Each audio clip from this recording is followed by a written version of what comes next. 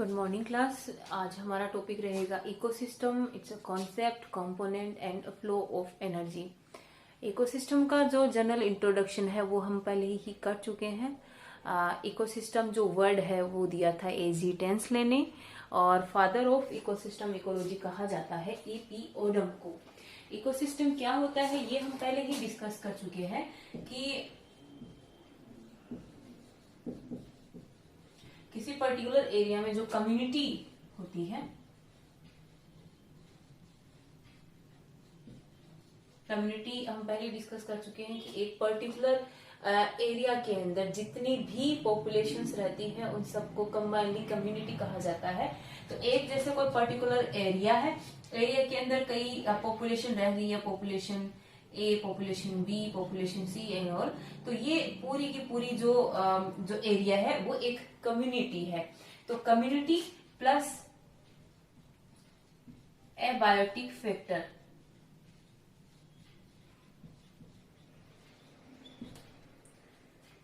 इन दोनों को एक साथ में इकोसिस्टम कहते हैं। और अगर किसी इकोसिस्टम के अंदर अगर हम किसी कम्युनिटी में आपस में क्या इंटरेक्शन होता है, या कम्युनिटी या बायोटिक फैक्टर्स का एबायोटिक फैक्टर्स के साथ में क्या इंटरेक्शन होता है, अगर इस इंटरेक्शन की अगर हम स्टडी करें तो उसे हम कहेंगे इकोसिस्टम इकोलॉजी।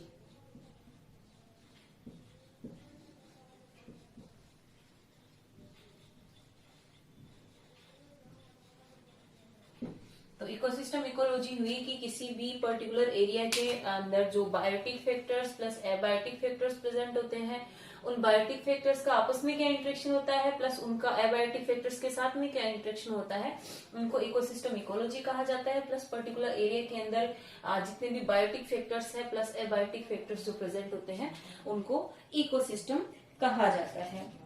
इसके बाद में नेक्स्ट हम थोड़ा इकोसिस्टम को और डिटेल में डिस्कस करेंगे। इसके जो स्पेशल कैरेक्टर्स हैं उनको हम और डिस्कस करेंगे। इसमें सबसे पहले हम बात करते हैं कि एक इकोसिस्टम की साइज क्या होती है। इकोसिस्टम की साइज की अगर हम बात करें तो इकोसिस्टम की जो साइज है वो डिफाइंड नहीं होती है, इसकी कोई साइज कभी फिक्स नहीं होती है। उसकी साइज क्या होगी वो डिपेंड करती है कि किसी इकोसिस्टम की अगर कोई रिसर्च कर रहा है, कोई स्टडी कर रहा है, तो वो डिसाइड करेगा कि उसको कितने एरिया की स्टडी करनी है, उसके अकॉर्डिंग वो उसकी एक बाउंड्री डिसाइड करेगा। नेचुरली अगर हम बात करें तो इकोसिस्टम की कोई साइज नहीं होती है, उसकी कोई बाउंड्री नहीं होती है। इकोसिस्टम छोटे से छोटा, एक पानी की बूंद भी एक इकोसिस्टम हो सकती है। तो पूरी अर्थ की अगर बात करें, इकोस्फीयर या बायोस्फीयर जिसे हम कहते हैं, तो भी अपने आप में एक इकोसिस्टम हो सकता है। तो ये अगर कोई इकोसिस्टम की स्टडी कर रहा है तो वो डिसाइड करेगा कि उसको कितना एरिया लेना है या कितनी उसको बाउंड्री डिसाइड करनी है। ठीक है, इसकी साइज नेचुरली कोई फिक्स नहीं होती है। इसके बाद में नेक्स्ट अपन इसके कैरेक्टर की बात करें, रिलेशन विथ अदर इकोसिस्टम। दूसरे जो इकोसिस्टम्स होते हैं उनका आपस में एक दूसरे के साथ में क्या रिलेशन होता है।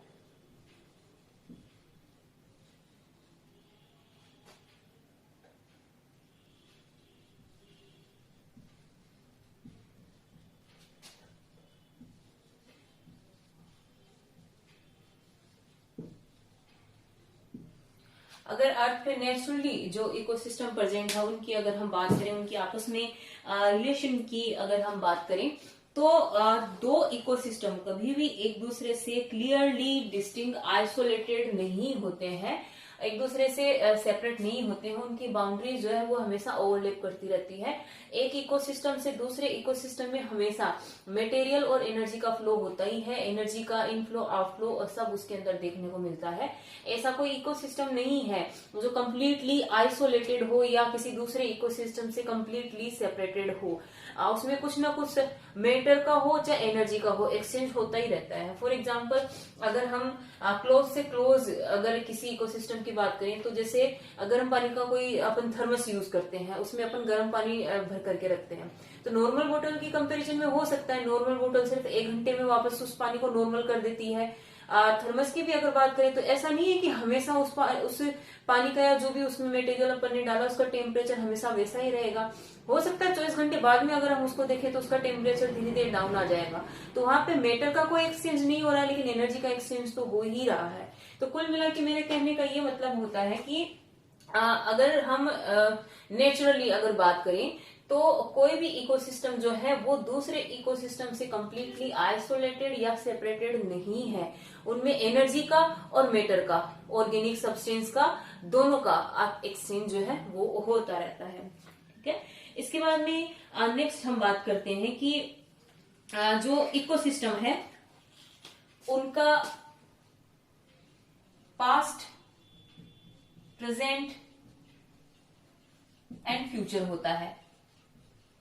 मतलब अगर कोई इकोसिस्टम आज जैसा भी है, जो भी उसकी बाउंड्री अगर हम मान लेते हैं, हाइपोथेटिकली हम मान लेते हैं कि उसकी कोई बाउंड्री है, तो कोई जरूरी नहीं है कि आज से हजारों साल पहले भी वो वैसा ही था, उसके जो बायोटिक एबायोटिक फैक्टर है वैसे ही थे, या ये भी जरूरी नहीं है कि आगे आने वाले हजारों लाखों साल बाद में आपको वो वैसा का वैसा ही मिले।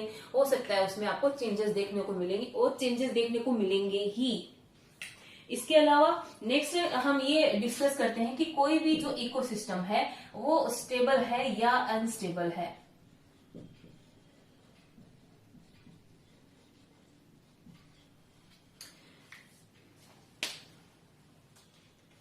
जो कॉम्प्लेक्स इकोसिस्टम होते हैं, लार्ज और कॉम्प्लिकेटेड इकोसिस्टम होते हैं, जनरली देखने को मिलता है कि वो स्टेबल ही होते हैं। और आर्टिफिशियल या जो छोटे या सिंपल टाइप के जो इकोसिस्टम होते हैं वो उनको जल्दी डिस्टर्ब किया जा सकता है, किसी भी रीजन से वो जल्दी डिस्टर्ब हो जाते हैं। स्टेबल जो इकोसिस्टम होते हैं उनमें सेल्फ रेगुलेशन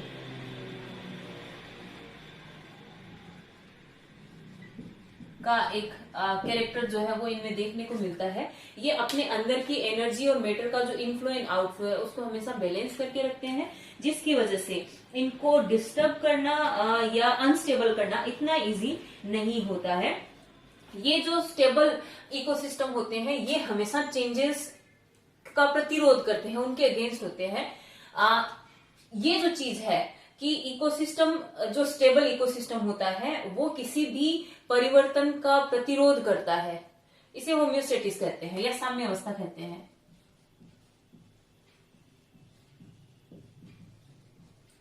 वो हर कंडीशन में, किसी भी प्रकार के उतार चढ़ाव में हमेशा अपने आप को कांस्टेंट बना करके रखता है।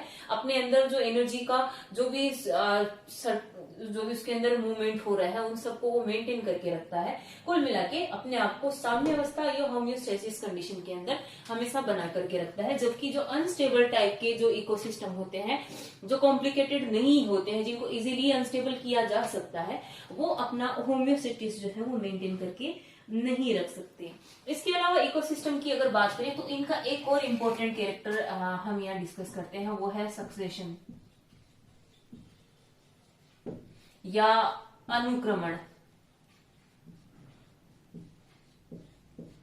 जनरली ये देखने को मिलता है कि जब कोई नया इकोसिस्टम बनता है तो टाइम के साथ में धीरे धीरे वो स्टेबिलिटी की ओर बढ़ता है। उसके जो फोना एंड फ्लोरा है यानी वेजिटेशन या जो एनिमल पार्ट उसका है वो धीरे धीरे चेंज होता रहता है और धीरे धीरे वो स्टेबल होता रहता है। और उसमें ये चेंजेस तब तक आते जाते हैं जब तक वो क्लाइमेक्स तक नहीं पहुंच जाता है। फॉर एग्जाम्पल, इसको हम एग्जाम्पल के साथ में समझ सकते हैं। जैसे बारिश के टाइम पे कोई छोटा सा पोंड है वो बन गया, ठीक है, स्टार्टिंग यहाँ से एक इकोसिस्टम की हो गई। लेकिन ये हमेशा ऐसे नहीं रहेगा। जब वाटर है तो वहां पे जो वेजिटेशन है, प्लांट्स वगैरह है, एनिमल्स है, वो अलग टाइप के होंगे एक्वेटिक हैबिटेट के अकॉर्डिंग। लेकिन थोड़े टाइम बाद में जब धूल मिट्टी उड़ती है तो धीरे धीरे उसकी जो उसका जो नीचे का एरिया है, उसका जो बेस है, वहां पे मिट्टी जमा होने लग जाती है तो धीरे धीरे वहां पे कीचड़ बनने लग जाता है। ये कीचड़ बढ़ता बढ़ता पूरे तालाब को एक कीचड़ में कन्वर्ट कर देता है। तो अब वेजिटेशन और जो एनिमल जो स्पीसीज है वो सब यहाँ पे चेंज हो जाएगी। पहले पानी के अकॉर्डिंग ये सब थे, अब जो मडी एरिया है उसके अकॉर्डिंग वो सब हो जाएंगे। धीरे धीरे वहां पे धूल जमती जाएंगी और वो एक सॉलिड लैंड के अंदर कन्वर्ट हो जाएगा। तो वहां पे जो वेजिटेशन है वो अलग आ जाएगी। वहां पे हर्ब है, श्रब्स जो है वो आ जाएंगे और उनके ऊपर जो एनिमल फीड करते हैं वो वहां पे रहना स्टार्ट हो जाएंगे। धीरे धीरे एक टाइम ऐसा आएगा जब ये जो झाड़ियां हैं या जो हर्ब्स है या जो श्रब्स वगैरह है ये बड़े बड़े ट्रीज के थ्रू रिप्लेस कर दी जाएगी। तो वहां पे जो वेजिटेशन है वो अलग हो गई, तो ऑब्वियस बात है उसके पीछे के एनिमल भी चेंज हो जाएंगे।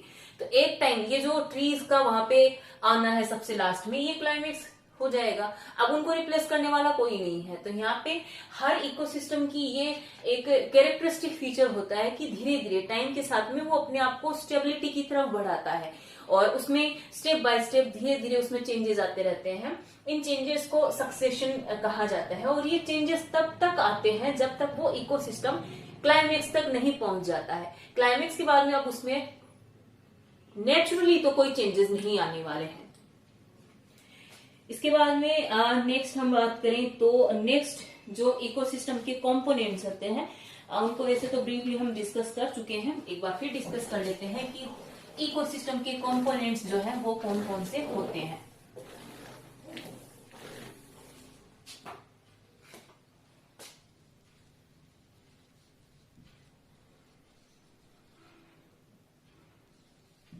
इकोसिस्टम के कंपोनेंट्स की बात करें तो हमने देखा था एबायोटिक फैक्टर्स,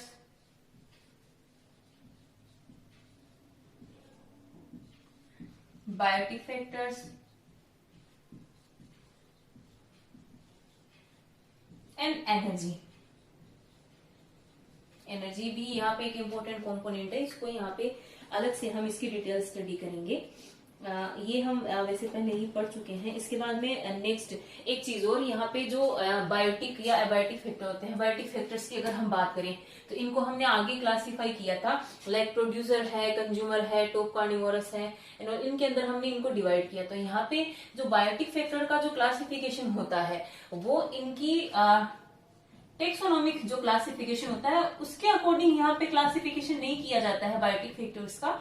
बायोटिक फैक्टर्स का क्लासिफिकेशन किया जाता है कि वो किसी भी इकोसिस्टम में अपना रोल कैसे प्ले करे, उनका रोल वहां पे क्या है, उसके अकॉर्डिंग उनको ट्रॉपिक लेवल्स के अंदर डिवाइड है वो किया जाता है।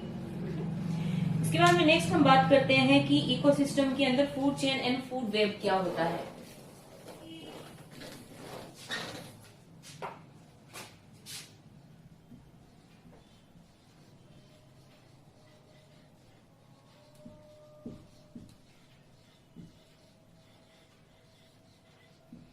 ठीक है, किसी इकोसिस्टम में अगर हम बायोटिक फैक्टर्स की बात करें तो ये हम पहले डिस्कस कर चुके हैं कि बायोटिक फैक्टर्स को उनकी रोल के अकॉर्डिंग या उनकी भूमिका के अनुसार उनको ट्रॉपिक लेवल में डिवाइड किया गया है। जैसे सबसे पहले जो सोलर एनर्जी को एनर्जी के फॉर्म में कन्वर्ट करके यूज में लेते हैं प्रोड्यूसर्स, सोलर एनर्जी को केमिकल एनर्जी के फॉर्म में कन्वर्ट करते हैं प्रोड्यूसर्स। उसके बाद में इनके ऊपर डिपेंड होते हैं हर्बीवोरस, हर्बीवोरस के ऊपर डिपेंड करते हैं कार्निवोरस, और कार्निवोरस के ऊपर होते हैं टॉप कार्निवोरस या ओमनिवोरस।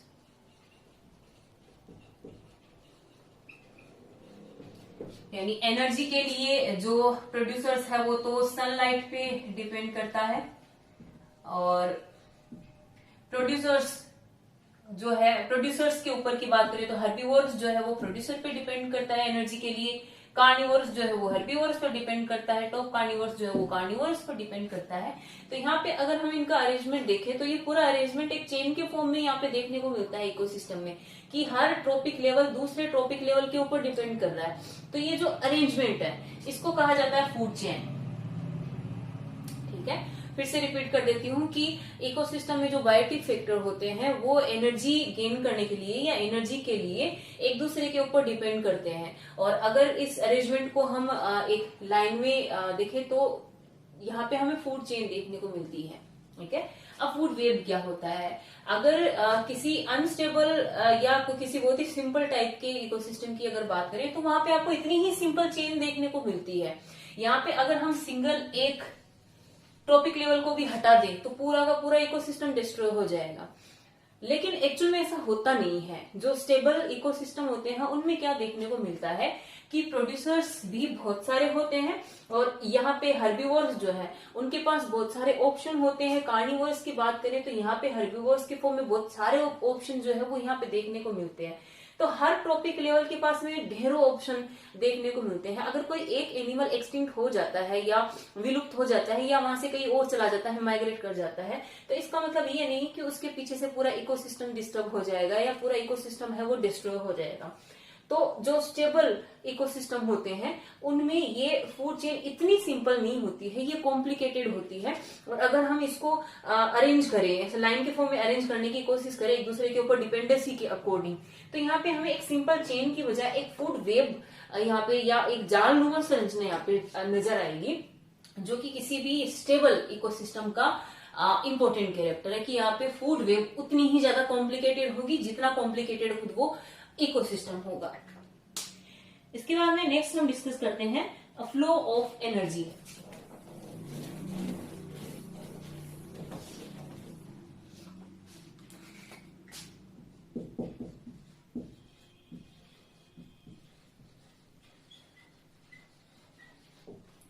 जैसा कि हमने डिस्कस किया कि प्रोड्यूसर्स जो है वो सोलर एनर्जी को केमिकल एनर्जी के फॉर्म में कन्वर्ट करते हैं, और ये जो केमिकल एनर्जी है वो आगे जो फूड वेब या फूड चेन जो भी है उसके अंदर ये नेक्स्ट ट्रॉपिक लेवल पे ये ट्रांसफर होती रहती है। ये एनर्जी का जो फ्लो है उसे इकोसिस्टम में फ्लो ऑफ एनर्जी कहा जाता है। फिर से रिपीट कर देती हूँ कि जो प्रोड्यूसर्स होते हैं वो सोलर एनर्जी को केमिकल एनर्जी के फॉर्म में कन्वर्ट करते हैं और उस केमिकल एनर्जी को वो आगे पास करते हैं। वो हेर्बिवोरस को पास करते हैं और सेम एनर्जी को आगे कार्निवोरस को पास किया जाता है, फाइनली डिकम्पोजर तक वो चली जाती है। तो यहाँ पे जो एनर्जी का फ्लो हो रहा है उसे इकोसिस्टम की फ्लो ऑफ एनर्जी कहा जाता है। इसके अलावा ये जो एनर्जी फ्लो है वो हमेशा यूनिडायरेक्शनल होता है, एक तरफा होता है।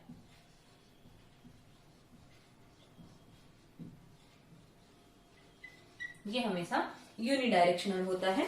इसके अलावा एक चीज और कि जब एक ट्रॉपिक लेवल से दूसरे ट्रॉपिक लेवल पर एनर्जी जाती है तो वो कंपेरेटिवली बहुत कम हो जाती है।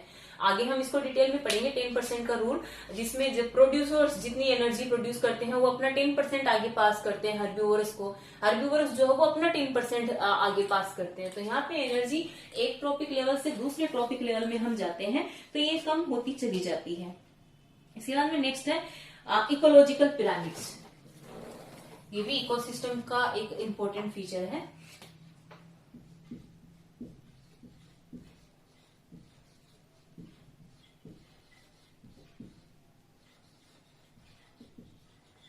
ये पिरामिड का जो कॉन्सेप्ट है वो सबसे पहले दिया था चार्ल्स एल्टन ने।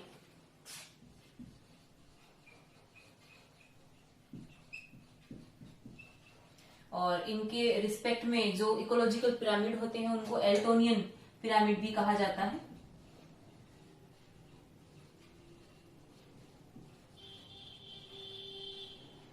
एल्टोनियन पिरामिड भी कहा जाता है। इस कॉन्सेप्ट के अकॉर्डिंग या इस फिनोमेना के अकॉर्डिंग ये देखने को मिलता है कि जितने भी ट्रॉपिक लेवल्स होते हैं उनको हम एक पिरामिड के फॉर्म में अरेंज कर सकते हैं। या तो बायोमास डिपेंडेंट होता है ये पिरामिड, हो सकता है, या नंबर्स के बेसिस पे हो सकता है, या फिर ये एनर्जी के बेसिस पे हो सकता है। इन किसी भी कैरेक्टर का यूज करके हम जो ट्रॉपिक लेवल है उनको हम रेक्टेंगल या आयत के फॉर्म में उसको डिनोट करते हैं, और उसके अकॉर्डिंग जो ट्रॉपिक लेवल है वो एक पिरामिड के फॉर्म में अरेंज हो जाते हैं। बायोमास एंड नंबर की अगर बात करें तो पिरामिड जो है वो उल्टे और सीधे कैसे भी हो सकते हैं, लेकिन एनर्जी की अगर हम बात करें तो एनर्जी के बेसिस पे जो पिरामिड्स बनते हैं वो हमेशा सीधे ही होते हैं, और सबसे ज्यादा एक्यूरेसी जो है वो एनर्जी बेस्ड पिरामिड की ही होती है। इसके बाद में नेक्स्ट है साइक्लिंग ऑफ न्यूट्रिएंट्स। इनको हम और आगे डिटेल में पढ़ेंगे। इकोलॉजिकल पिरामिड बड़ा क्वेश्चन आता है इनसे।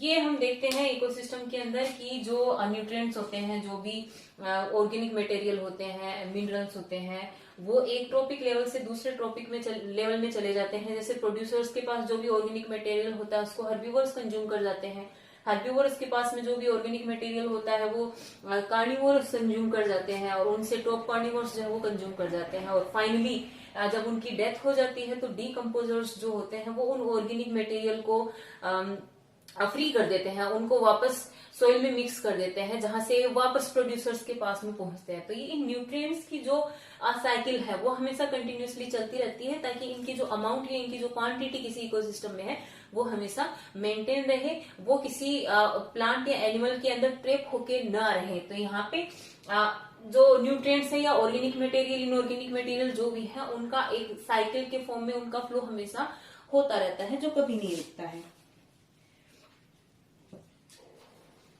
उसके बाद में नेक्स्ट जो हमारा टॉपिक होगा वो होगा food chain and food web, क्योंकि जो इसके कंपोनेंट्स होते हैं जैसे बायोटिक फैक्टर है, एबायोटिक फैक्टर है, उनका डिटेल जो डिस्कस है वो हम लास्ट क्लास में कर चुके हैं, तो हम यहाँ उनको दोबारा डिस्कस नहीं करेंगे। तो यहाँ पे नेक्स्ट जो हमारा टॉपिक होगा वो होगा food chain and food web. लेकिन इससे पहले हम एक आर्टिफिशियल और नेचुरल जो इकोसिस्टम है उनको डिस्कस करेंगे, उनके बीच में कंपैरिजन हम करेंगे। Good morning class. आज हम डिस्कस करने वाले हैं एक आर्टिफिशियल इकोसिस्टम एक्वेरियम और एक नेचुरल इकोसिस्टम पॉन्ड के बारे में डिस्कस करेंगे। इनमें क्या डिफरेंस होता है ये हम यहाँ पे डिस्कस करेंगे। तो सबसे पहले हम एक्वेरियम की बात करते हैं।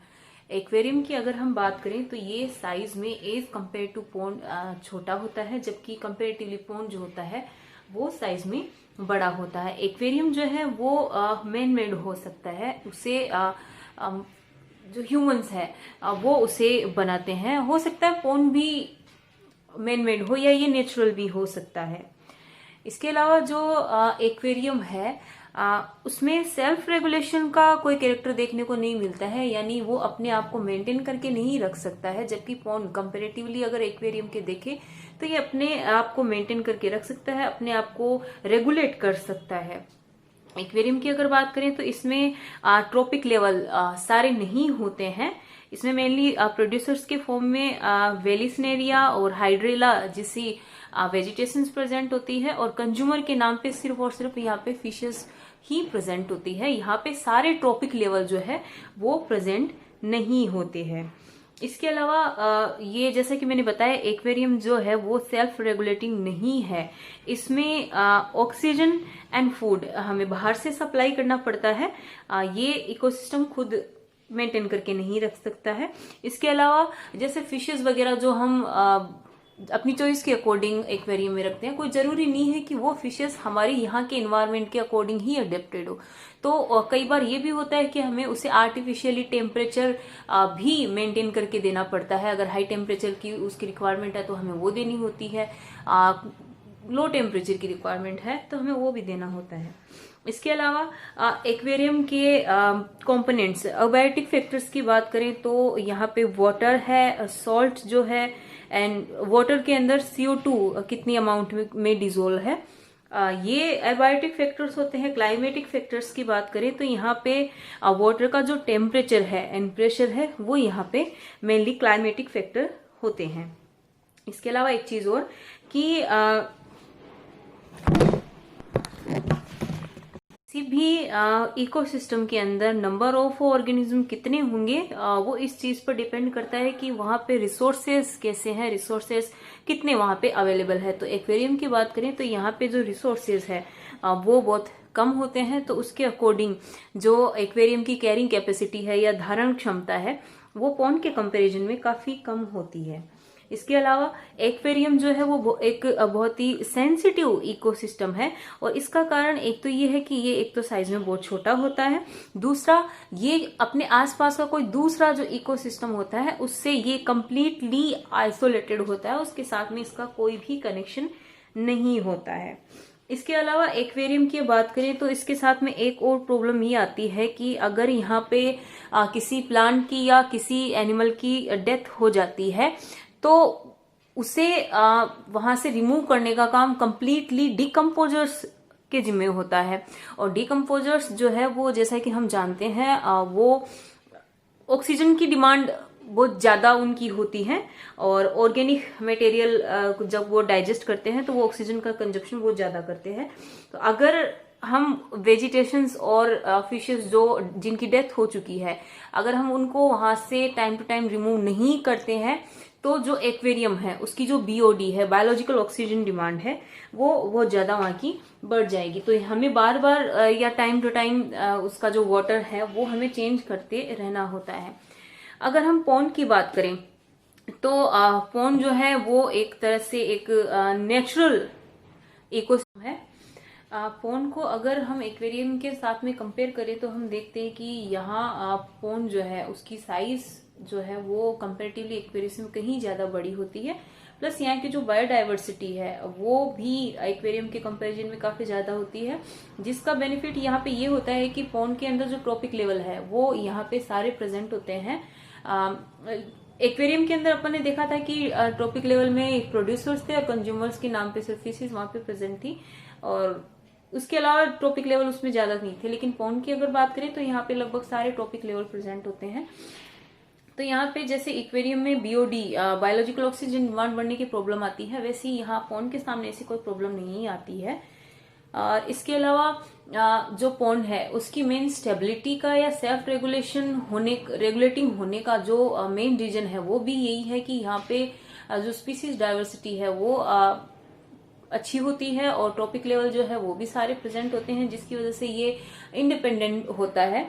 और इसके अंदर इसके अलावा एक और कैरेक्टर इंपॉर्टेंट है, यहाँ पर पॉन्ड्स के अंदर जो न्यूट्रिएंट साइकिल होती है वो कंपेरेटिवली एक्वेरियम के ज्यादा अच्छी होती है। तो ये था हमारा एक आर्टिफिशियल और एक नेचुरल इकोसिस्टम के बीच में कंपैरिजन। नेक्स्ट जो हमारा टॉपिक होगा वो food chain and food web हम डिस्कस करेंगे। Food chain and food web में हम सबसे पहले डिस्कस कर रहे हैं कि फूड चेन क्या होती है। तो किसी भी इकोसिस्टम में हम ये देखते हैं कि उसके जितने भी बायोटिक फैक्टर्स हैं, जितने भी ऑर्गेनिज्म होते हैं, वो सारे के सारे फूड या एनर्जी के लिए किसी दूसरे ऑर्गेनिज्म पर डिपेंड करते हैं। जब इनकी डिपेंडेंसी के अकॉर्डिंग इन सारे ऑर्गेनिज्म को हम अरेंज करते हैं तो हमें एक चेन लाइक स्ट्रक्चर है वो हमें मिलती है। इस चेन लाइक स्ट्रक्चर को ही फूड चेन कहा जाता है। और यहाँ पे हमने कल भी डिस्कस किया था कि जितने भी ऑर्गेनिज्म हैं उनको हम ट्रॉपिक लेवल्स में डिवाइड करते हैं इस बेसिस पे कि उनका रोल क्या है इकोसिस्टम में, उनका रोल क्या है, उसके अकॉर्डिंग हम उनको ट्रॉपिक लेवल्स के अंदर अरेंज करते हैं। ये अरेंजमेंट ही फूड चेन कहलाता है। किसी भी फूड चेन में जो एनर्जी फ्लो है वो फूड के फॉर्म में होता है। एनर्जी फ्लो जो है वो हमेशा प्रोड्यूसर से टॉप कार्निवर्स की ओर होता है, और फ्लो ऑफ एनर्जी जो है वो यूनिडायरेक्शनल होता है।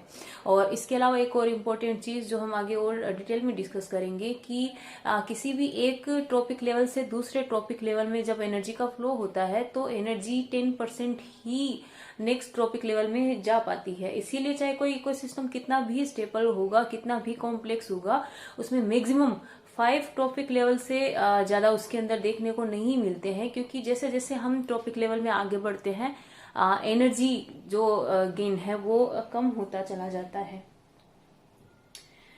इसके अलावा एक और इम्पोर्टेंट चीज कि इन ट्रॉपिक लेवल्स में जिसमें सबसे पहले प्रोड्यूसर्स है, primary consumer, then secondary consumer है, टॉप कार्निवोरस है, इनमें डीकम्पोजर्स को कहीं नहीं रखा गया है, क्योंकि डीकम्पोजर्स वो होते हैं जो डेड ऑर्गेनिज्म या डेड ऑर्गेनिक मटेरियल पर फीड करते हैं। तो ये producer, primary consumer, secondary consumer, top carnivores किसी के ऊपर भी ये फीड कर सकते हैं। तो ट्रॉपिक लेवल में इनके लिए कोई स्पेसिफिक इसको कहीं नहीं रखा गया है। इसके बाद में नेक्स्ट हम डिस्कस करते हैं कि फूड चेन कितने टाइप की होती है। तो इकोसिस्टम, चाहे हम एक्वेटिक इकोसिस्टम की बात करें या टेरेस्ट्रियल इकोसिस्टम की बात करें, जो फूड चेन है उसे 3 कैटेगरी में डिवाइड किया गया है। सबसे पहला है ग्रेजिंग फूड चेन, सेकंड है parasitic food chain, and third है डेट्रिटस या एपर्डी फूड चेन। इसमें हम सबसे पहले डिस्कस करते हैं ग्रेजिंग फूड चेन के बारे में।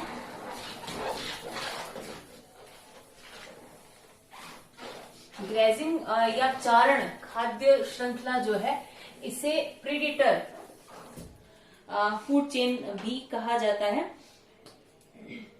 ज्यादातर जो इकोसिस्टम है, ज्यादातर इकोसिस्टम की अगर हम बात करें तो ये मोस्टली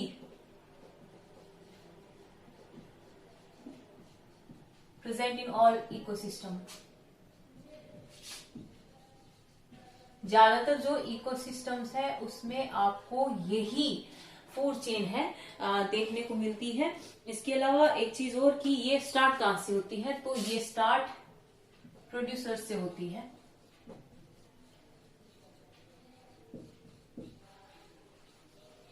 और इसके अलावा इसकी ऐसी कौन कौन सी खास बात है जो इसको अलग करती है बाकी की फूड चेन से, तो इसमें सबसे अलग चीज जो है वो ये है कि इसमें जो स्टार्टिंग है, चेन की स्टार्टिंग है वो स्मॉल साइज के एनिमल से होती है और जो एंडिंग है वो लार्ज साइज के ऑर्गेनिज्म के साथ होती है।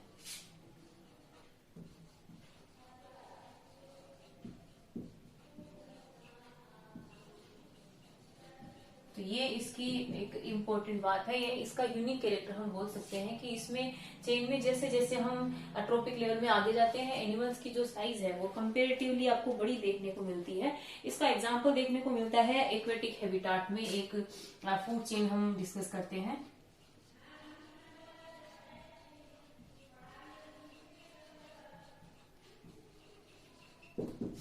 एक्वेटिक हैबिटाट की बात करें तो फॉर एग्जांपल एक्वेटिक हैबिटाट में जो प्रोड्यूसर्स होते हैं वो फाइटोप्लैंक्टन्स होते हैं।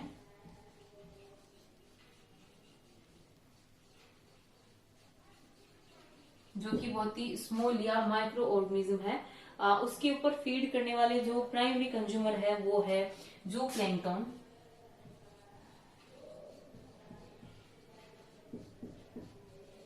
जू प्लैंक्टन्स पर फीड करती है small fishes and small fishes पे फीड करती है लार्ज फिशेस। तो यहाँ हमें ये चीज देखने को मिलती है कि स्टार्ट प्रोड्यूसर से हो रहा है और इसके अलावा जैसे जैसे ट्रॉपिक लेवल में हम आगे जाते हैं एनिमल्स की या ऑर्गेनिज्म की जो साइज है वो बढ़ती चली जाती है। इसे हम एक एग्जाम्पल से और समझ सकते हैं। ये एग्जाम्पल है ग्रासलैंड का।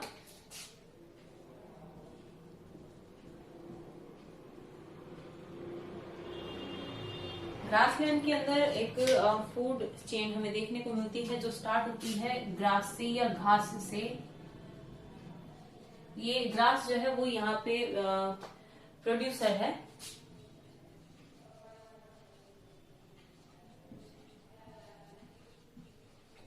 ये एक छोटी सी फूड चेन है जिसमें जो ग्रेजिंग फूड चेन का ही एक एग्जांपल है। ग्रासलैंड में या टेरेस्ट्रियल एनवायरनमेंट में हमें देखने को मिलती है जो ग्रास से स्टार्ट होती है। रैबिट एंड फॉक्स, तीन यहाँ पे ट्रॉपिक लेवल मैंने आपको शो किए हैं। यहाँ पे साइज जैसे जैसे हम आगे ट्रॉपिक लेवल में बढ़ते हैं ऑर्गेनिज्म की जो साइज है वो कंपेरेटिवली बढ़ती चली जाती है। इसके अलावा एक चीज और कि एक्वेटिक इकोसिस्टम में जो मेन एनर्जी फ्लो का सोर्स होता है वो ग्रेजिंग फूड चेन ही होती है। ठीक है, इसके बाद में सेकेंड हम डिस्कस कर रहे हैं पैरासाइटिक फूड चेन।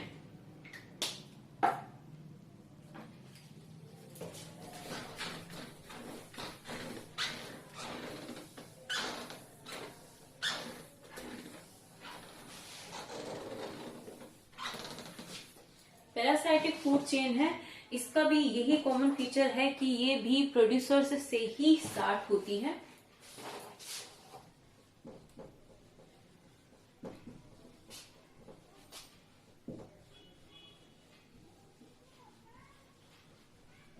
जो पैरासाइटिक फूड चेन है ये भी प्रोड्यूसर से ही स्टार्ट होती है। लेकिन इसमें एक चीज अपोजिट है ग्रेजिंग फूड चेन के कंपैरिजन में, वो ये है कि इसमें जैसे जैसे हम चेन में ट्रॉपिक लेवल में आगे जाते हैं एनिमल्स की साइज है कंपेरेटिवली छोटी होती रहती है। तो स्टार्टिंग जो है चेन की वो स्मॉल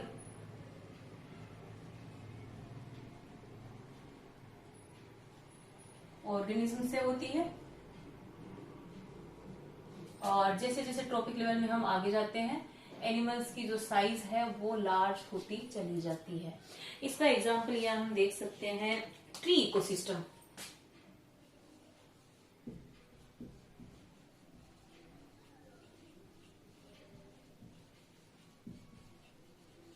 यहाँ पे जो ट्री है वो प्रोड्यूसर है, इसके ऊपर फीड करते हैं प्राइमरी कंज्यूमर्स बर्ड्स, और बर्ड्स पर फीड करते हैं या डिपेंड होते हैं पैरासाइट्स।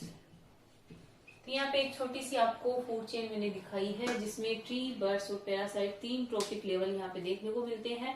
और साइज के अकॉर्डिंग जैसे मैंने बताया कि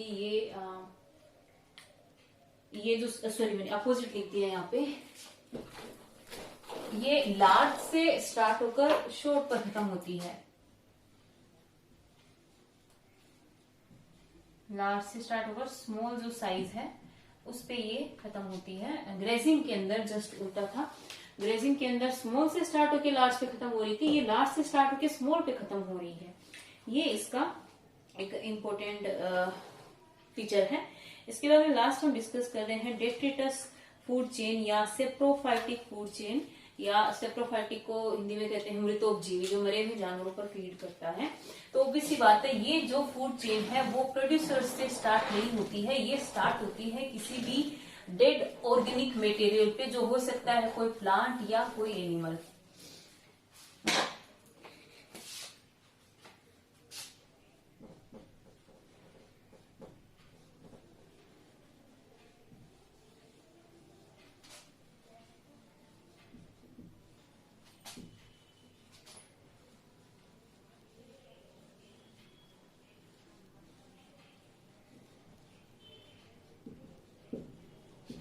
किसी भी डेड ऑर्गेनिज्म से ये स्टार्ट होती है। और इसके अलावा इसमें जो प्राइमरी कंज्यूमर्स होते हैं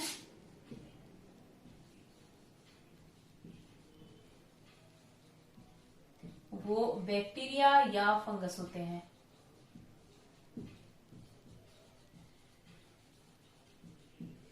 तो ये थी हमारी फूड चेन।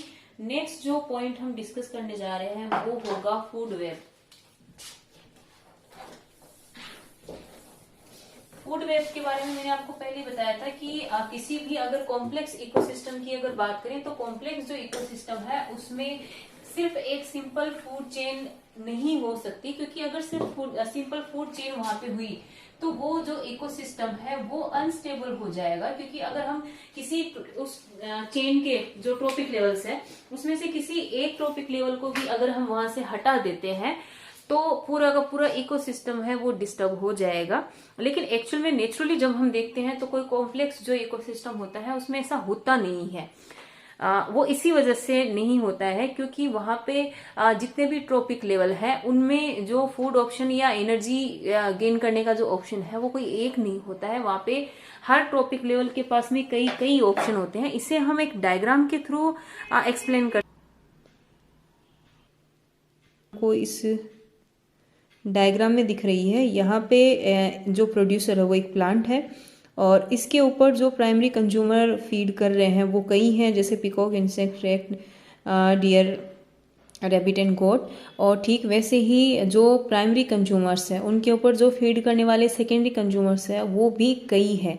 तो कुल मिला के मेरे कहने का मतलब है कि फूड में हर ट्रॉपिक लेवल पे जो ऑर्गेनिज्म प्रेजेंट होते हैं उनके पास फूड गेन करने के या एनर्जी गेन करने के कई कई सोर्सेज होते हैं, उनके पास कई ऑप्शन होते हैं।